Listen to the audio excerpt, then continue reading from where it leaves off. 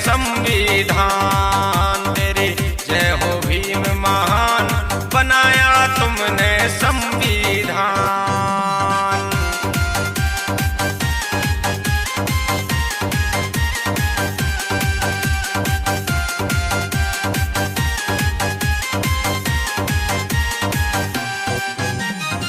भारत रत्न कहूँ या तुमको, भारत रत्न कहूँ या तुमको, गरीबों का भगवान। तेरी जय हो भीम महान, बनाया तुमने संविधान।